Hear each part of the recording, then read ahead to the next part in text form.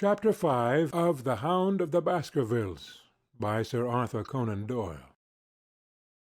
This recording is in the public domain. Read by Bob Neufeld. Chapter 5. 3 Broken Threads. Sherlock Holmes had, in a very remarkable degree, the power of detaching his mind at will. For 2 hours the strange business in which we have been involved appeared to be forgotten, and he was entirely absorbed in the pictures of the modern Belgian masters. He would talk of nothing but art, of which he had the crudest ideas, from our leaving the gallery until we found ourselves at the Northumberland Hotel. "Sir Henry Baskerville is upstairs, expecting you," said the clerk. "He asked me to show you up at once when you came." "Have you any objection to my looking at your register?" said Holmes. "Not in the least." The book showed that 2 names had been added after that of Baskerville. One was Theophilus Johnson and family, of Newcastle; the other Mrs. Oldmore and maid, of High Lodge, Alton. "Surely that must be the same Johnson whom I used to know," said Holmes to the porter. "A lawyer, is he not? Grey-headed, and walks with a limp?" "No, sir. This is Mr. Johnson, the coal owner. A very active gentleman, not older than yourself." "Surely you are mistaken about his trade." "No, sir. He has used this hotel for many years, and he is very well known to us." "Ah, that settles it. Mrs. Oldmore, too. I seem to remember the name. Excuse my curiosity, but often in calling upon one friend one finds another." "She is an invalid lady, sir. Her husband was once mayor of Gloucester. She always comes to us when she is in town." "Thank you. I am afraid I cannot claim her acquaintance." "We have established a most important fact by these questions, Watson," he continued in a low voice as we went upstairs together. "We know now that the people who are so interested in our friend have not settled down in his own hotel. That means that, while they are, as we have seen, very anxious to watch him, they are equally anxious that he should not see them. Now, this is a most suggestive fact." "What does it suggest?" "It suggests— Hullo! My dear fellow, what on earth is the matter?" As we came round the top of the stairs we had run up against Sir Henry Baskerville himself. His face was flushed with anger, and he held an old and dusty boot in one of his hands. So furious was he that he was hardly articulate, and when he did speak it was in a much broader and more Western dialect than any which we had heard from him in the morning. "Seems to me they are playing me for a sucker in this hotel," he cried. "They'll find they've started in to monkey with the wrong man unless they are careful. By thunder, if that chap can't find my missing boot, there will be trouble. I can take a joke with the best, Mr. Holmes, but they've got a bit over the mark this time." "Still looking for your boot?" "Yes, sir, and mean to find it." "But surely you said that it was a new brown boot." "So it was, sir, and now it's an old black one." "What? You don't mean to say—" "That's just what I do mean to say. I only had 3 pairs in the world, the new brown, the old black, and the patent leathers, which I am wearing. Last night they took one of my brown ones, and to-day they have sneaked off one of the black. Well, have you got it? Speak out, man, and don't stand staring." An agitated German waiter had appeared upon the scene. "No, sir. I have made inquiry all over the hotel, but I can find no word of it." "Well, either that boot comes back before sundown, or I'll see the manager, and tell him that I go right straight out of this hotel." "It shall be found, sir. I promise you that if you will have a little patience, it will be found." "Mind it is, for it's the last thing of mine that I'll lose in this den of thieves." Well, well. Mr. Holmes, you'll excuse my troubling you about such a trifle. I think it's well worth troubling about. Why, you look very serious about it. How do you explain it? I just don't attempt to explain it. It seems the very maddest, queerest thing that ever happened to me. The queerest, perhaps, said Holmes, thoughtfully. What do you make of it yourself? Well, I don't profess to understand it yet. This case of yours is very complex, Sir Henry. When taken in conjunction with your uncle's death, I am not sure that of all the 500 cases of capital importance which I have handled, there is one which cuts so deep. But we hold several threads in our hands, and the odds are that one or other of them guides us to the truth. We may waste time in following the wrong one, but sooner or later we must come upon the right. We had a pleasant luncheon, in which little was said of the business which had brought us together. It was in the private sitting-room to which we afterwards repaired that Holmes asked Baskerville what were his intentions. To go to Baskerville Hall. And when? At the end of the week. On the whole, said Holmes, I think that your decision is a wise one. I have ample evidence that you are being dogged in London, and amid the millions of this great city it is difficult to discover who these people are or what their object can be. If their intentions are evil, they might do you a mischief, and we should be powerless to prevent it. You did not know, Dr. Mortimer, that you were followed this morning from my house? Dr. Mortimer started violently. Followed? By whom? That, unfortunately, is what I cannot tell you. Have you among your neighbors or acquaintances on Dartmoor any man with a black, full beard? No. Or let me see. Why, yes, Barrymore, Sir Charles's butler, is a man with a full black beard. Ah! Where is Barrymore? He is in charge of the hall. We had best ascertain if he is really there, or if by any possibility he might be in London. How can you do that? Give me a telegraph form. It's all ready for Sir Henry. That will do. Address it to Mr. Barrymore, Baskerville Hall. What is the nearest telegraph office? Grimpen. Very good. We will send our second wire to the postmaster, Grimpen. Telegram to Mr. Barrymore to be delivered into his own hand. If absent, please return wire to Sir Henry Baskerville, Northumberland Hotel. That should let us know before evening whether Barrymore is at his post in Devonshire or not. That's so, said Baskerville. By the way, Dr. Mortimer, who is this Barrymore, anyway? He is the son of the old caretaker, who is dead. They have looked after the hall for 4 generations now. So far as I know, he and his wife are as respectable a couple as any in the county.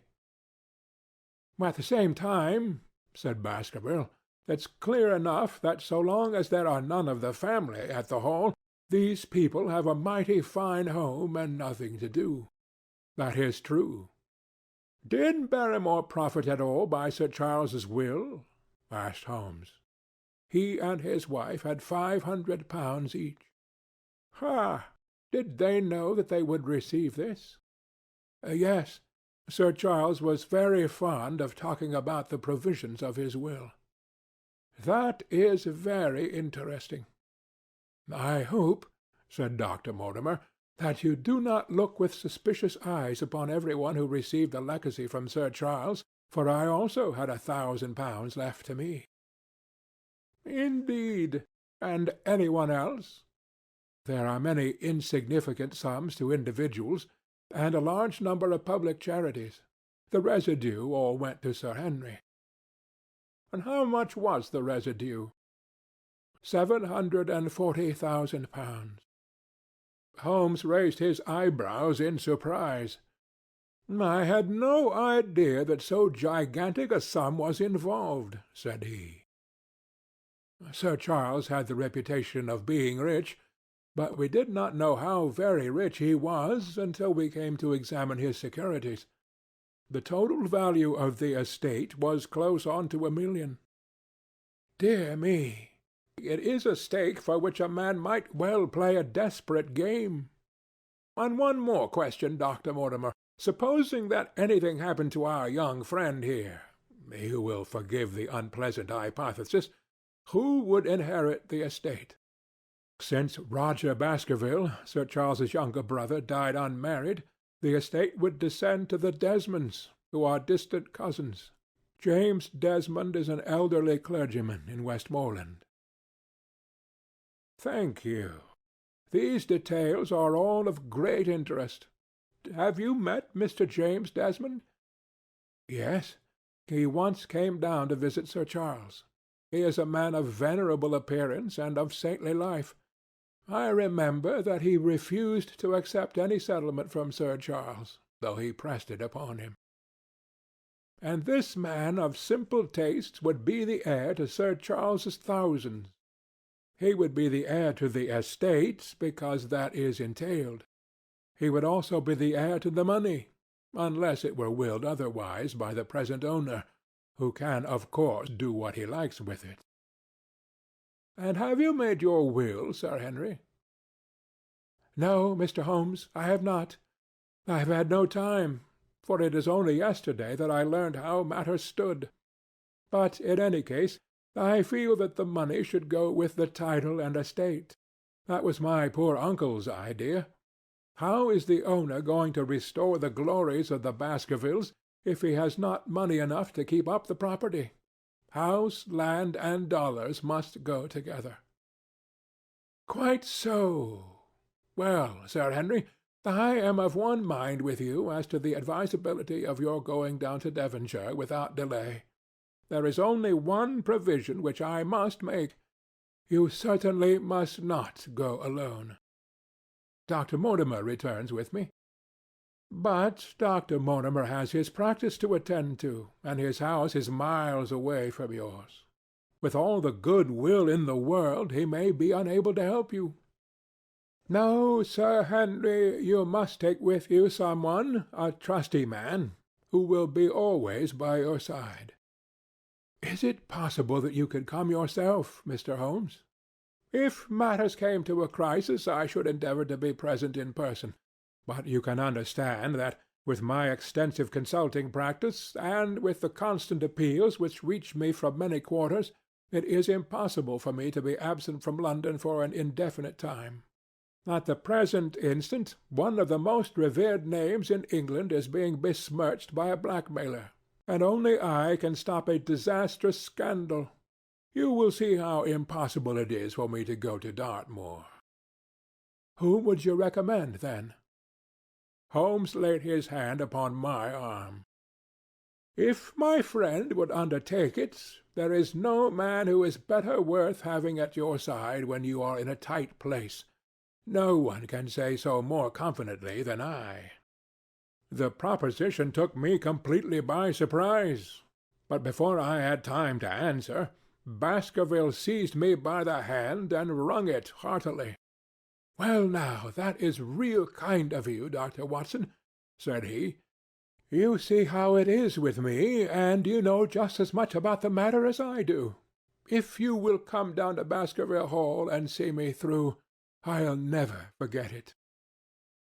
The promise of adventure had always a fascination for me, and I was complimented by the words of Holmes and by the eagerness with which the baronet hailed me as a companion. "I will come with pleasure," said I. "I do not know how I could employ my time better."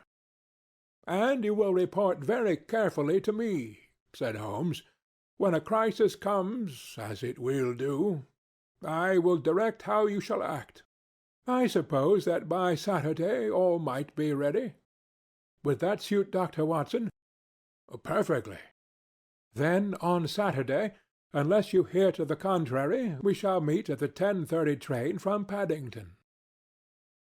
We had risen to depart, when Baskerville gave a cry of triumph, and diving into one of the corners of the room, he drew a brown boot from under a cabinet. My missing boot!" he cried. "May all your difficulties vanish as easily," said Sherlock Holmes. "But it is a very singular thing," Dr. Mortimer remarked. "I searched the room carefully before lunch." "And so did I," said Baskerville. "Every inch of it. There was certainly no boot in it then. In that case, the waiter must have placed it there while we were lunching." The German was sent for, but professed to know nothing of the matter, nor could any inquiry clear it up. Another item had been added to that constant and apparently purposeless series of small mysteries which had succeeded each other so rapidly. Setting aside the whole grim story of Sir Charles's death, we had a line of inexplicable accidents all within the limits of 2 days, which included the receipt of the printed letter, the black-bearded spy in the hansom, the loss of the new brown boot, the loss of the old black boot, and now the return of the new brown boot. Holmes sat in silence in the cab as we drove back to Baker Street, and I knew from his drawn brows and keen face that his mind, like my own, was busy in endeavoring to frame some scheme into which all these strange and apparently disconnected episodes could be fitted. All afternoon and late into the evening he sat, lost in tobacco and thought. Just before dinner 2 telegrams were handed in. The first ran, "Have just heard that Barrymore is at the Hall, Baskerville." The second, "Visited 23 hotels as directed, but sorry to report unable to trace cut sheet of Times. Cartwright." There go 2 of my threads, Watson. There is nothing more stimulating than a case where everything goes against you.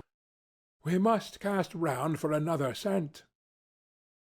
We still have the cabman who drove the spy. Exactly.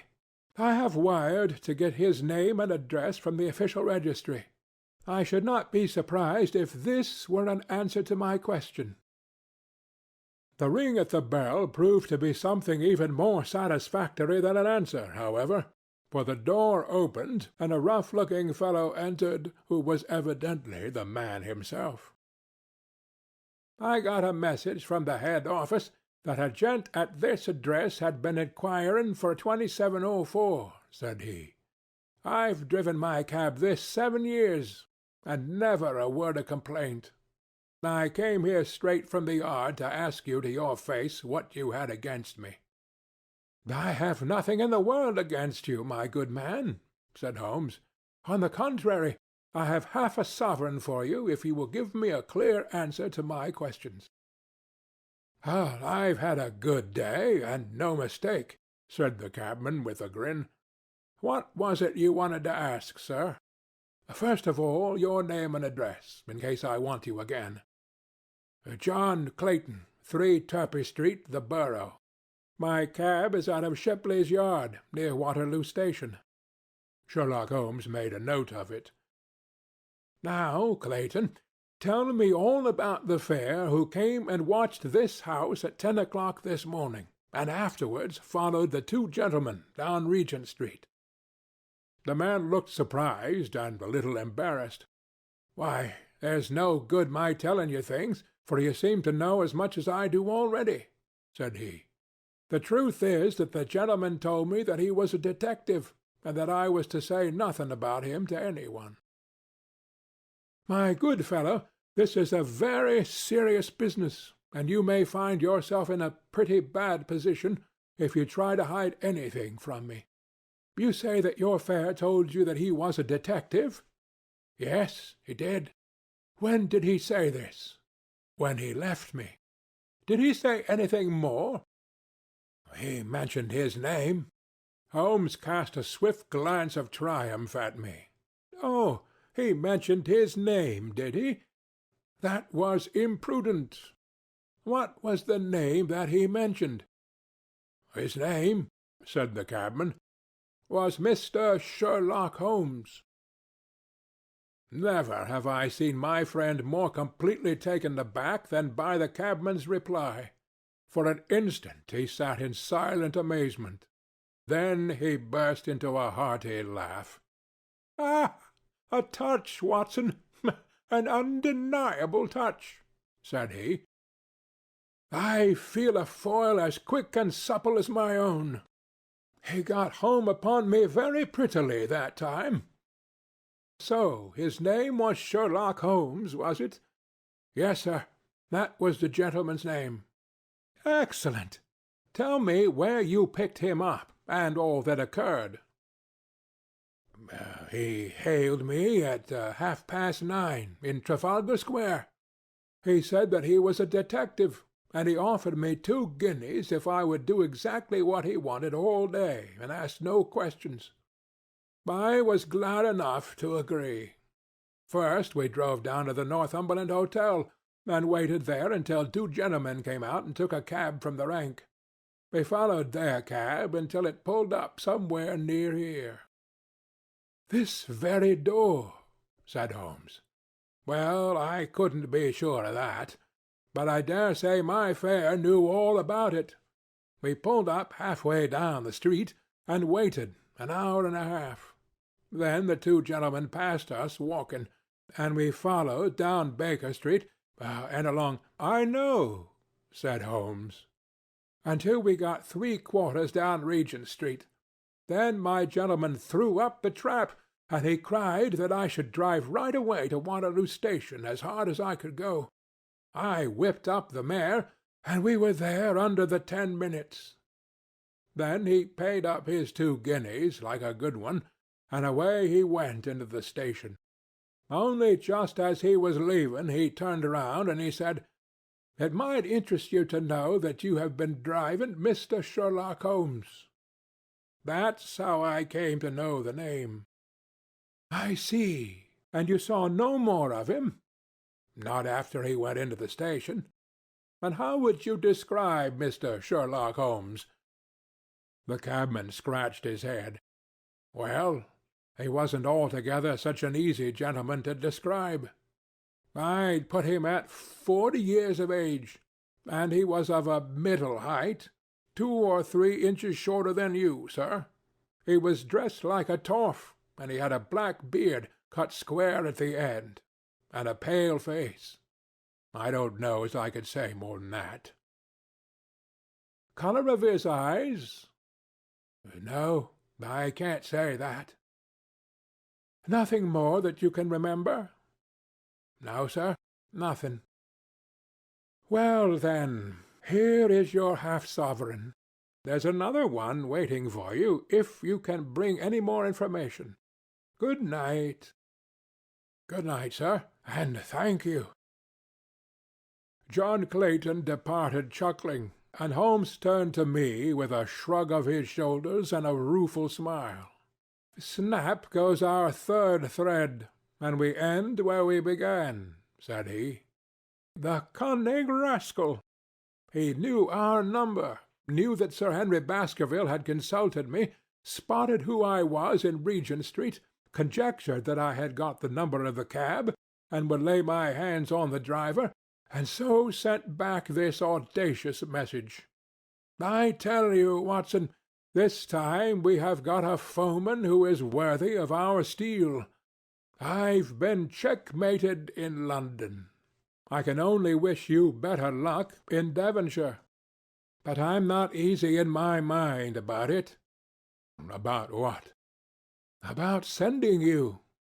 It's an ugly business, Watson, an ugly, dangerous business, and the more I see of it, the less I like it.